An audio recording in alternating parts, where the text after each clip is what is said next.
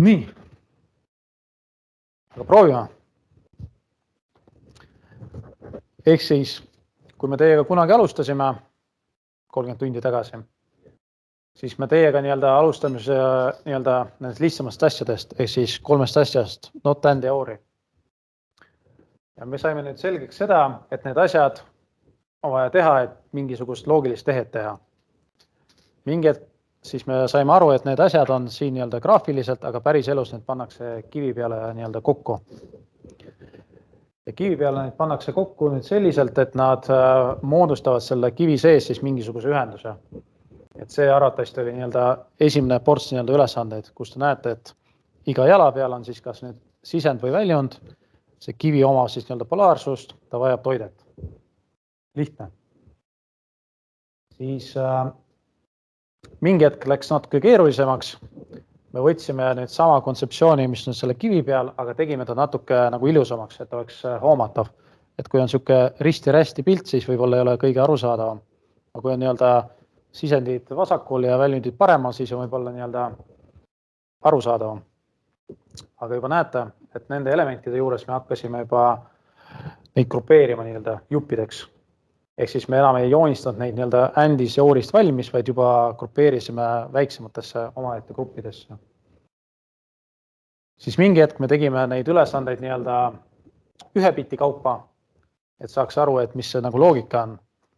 Siis vahepeal me tegime 4 biti kaupa, et saaks aru, kuidas see läheb raskemaks. Ja mõni ülesanne, mis oli 8 biti kaupa, on jällegi selleks, et aru saada, et süsteem läheb nagu raskemaks. Ehk, ja nii ta läks. Siis mingi hetk me nüüd kasutasime neid mäluelemente, et salvestada siia mälu sisse mingisugused andmeid. Et see samm oli tehtud pigem selleks, et ma saaks nende baasil teha mingisuguseid ülesandeid.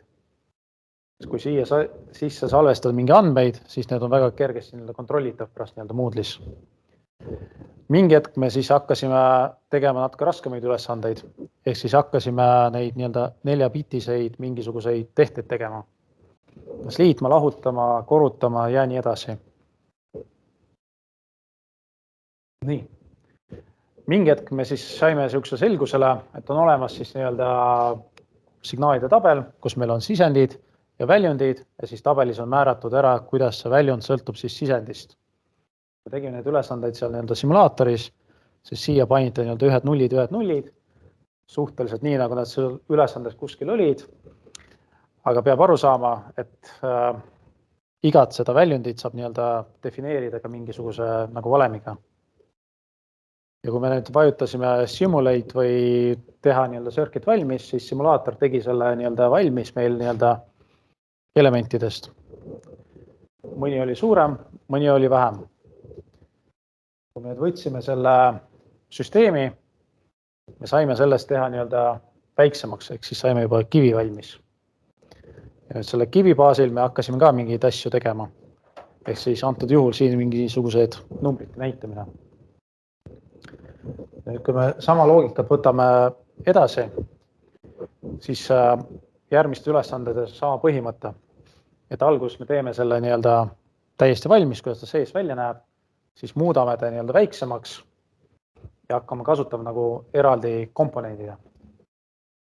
Ja kui te kaugelt vaatate, võib-olla olete näinud selliseid pilte kuskilt netis. Ehk siis, kui te siit näete, et see on mingisugused 6 või 7 sisendit, et vaadake, kui palju seal sees on neid nagu kordades rohkem. See on see, et see integreeritakse nagu väiksemaks. Ja mingi hetk, kui sellest jääb juba puudu, siis on nagu sellised pildid olemas. Ehk siis siin sees on nüüd selline asi ja seal on väga-väga väikselt tehtud mingisugused loogilised ühendused. Ja need on juba nii väiksed, et inimene ise ei tee, et masin teeb kõik valmis. Ja nüüd, kui te võtate selle pildi ja vaatate teda siis väga-väga lähedalt, ehk siis, ma ei tea, mingi mikroskoobiga. Ehk siis näete, ta seest näeb välja nagu enam-vähem selliselt. Ehk siis loogika on selles, et sinna sisse on siis kokku pandud mingisugused ühendused.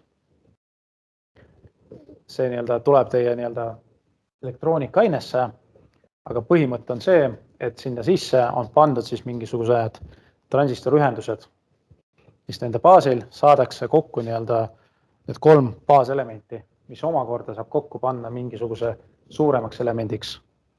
Aga kuna see on nii väike, et selle ühe väikse kivi peale me saame teha üli palju nii-öelda ühendusi. Ehk siis süsteem läheb väiksemaks ja keerulisemaks. Ja see on siis nii-öelda loogika. Ja kui te jõuate lõppu, siis nagu näete, see saate nii-öelda not and or'i teha valmis. Ja kui te lähete nüüd tagasi algusesse, siis kõik järgmised elemendid on siis nende baasil nii-öelda edasi arendatud. Ja uudis on see, et inimene seda nii-öelda ei jooda, et see teeb kõik nii-öelda masin valmis, aga loogika on nüüd selles, et pannakse nende baaselementide pealt kõik see muu asi valmis.